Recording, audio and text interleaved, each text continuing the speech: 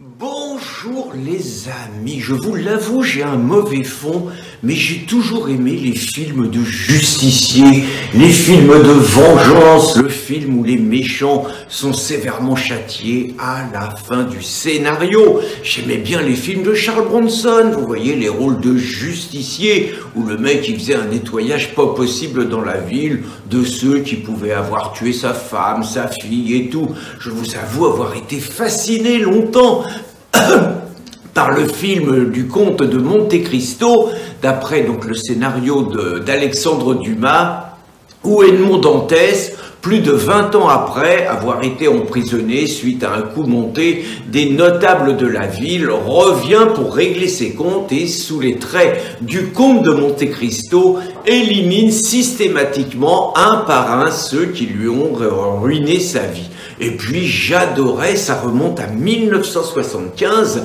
il y a 48 ans, c'est la première fois que je devenais père, j'adorais ce film donc de Robert Enrico, Le Vieux Fusil, où un chirurgien qui soigne par ailleurs des résistants, le mec plutôt débonnaire, plutôt pacifiste, plutôt non violent, devient littéralement fou de rage, de haine et de vengeance après avoir découvert que sa femme, qu'il devine avoir été violée, et sa fille ont été exterminées au lance-flammes par des SS, et donc méthodiquement, un par un, avec un vieux fusil, d'où le titre, qui appartenait à son père, il élimine les très méchants SS. Donc je me dis que 50 ans après un film comme ça, ce ne sont plus les SS qui tuent des Français, mais ce sont plutôt des disciples d'Allah, et je me dis, un scénario de film comme ça, avec par exemple un Patrick Jardin, notre ami, qui fait partie des méchants qui ont perdu leur fille au Bataclan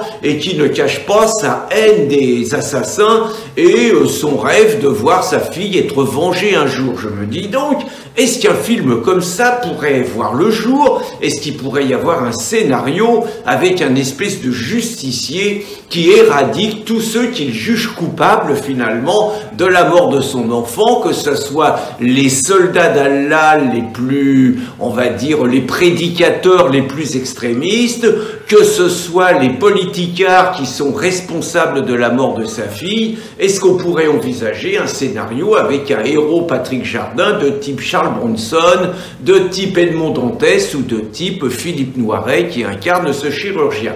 Ça me paraîtrait très difficile pour au moins deux raisons. La première, c'est que les SS, bon ça c'est les plus méchants, c'est le mal absolu et tout, donc il n'y a pas de problème, ça choque absolument personne qu'on dégomme des SS. Au contraire, ça fait plaisir et personne ne verra un malsain désir de revanche et tout. Mais surtout la deuxième, c'est que le faire avec des musulmans et se venger de musulmans serait forcément considéré comme une incitation à la haine par les associations dites antiracistes et par l'ensemble de la gauche, est considéré comme une incitation à la haine et à la violence et se retrouverait devant la 17e chambre, puisque vous le savez tous, l'islam est une religion d'amour, de tolérance et de paix. Ceux qui crient, ceux qui tuent au nom du prophète et en criant Allah Akbar ne sont pas des vrais musulmans, ce sont des déséquilibrés qui n'ont rien compris au message d'amour, de paix et de tolérance du prophète, et 99,9% des musulmans sont des êtres paisibles, adeptes d'un islam à la française, des musulmans laïcs, des musulmans républicains et des musulmans français. Donc ça serait pas possible. Et puis l'autre chose, c'est que c'est plus à la mode. C'était avant 75, il n'y avait pas eu Robert Badinter, il n'y avait pas eu l'abolition de la peine de mort, il n'y avait pas eu l'inversion des valeurs, où finalement on défend davantage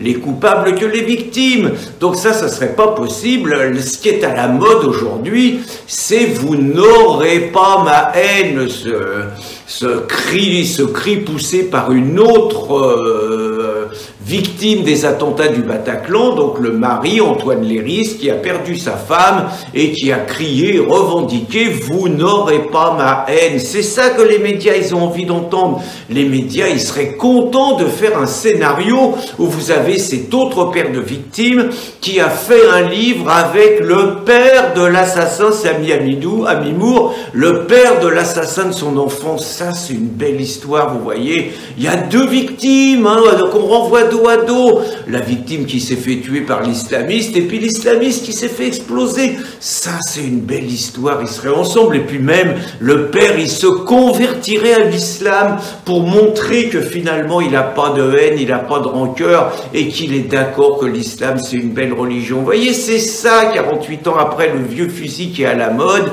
Et donc, il est à craindre dans la période actuelle que des scénarios à la Charles Bronson, à la Philippe Noiret, donc ne soient pas prêts d'être mis en musique, ne soient pas prêts d'être mis en film, et qu'il nous faille attendre longtemps avant d'avoir un film pareil, avec un scénario où finalement les victimes, au lieu de pleurnicher, d'allumer des bougies, de mettre des fleurs, se mettraient quand même juste à dégommer un tout petit peu les assassins et leurs complices. Quel dommage. Bonne journée les amis.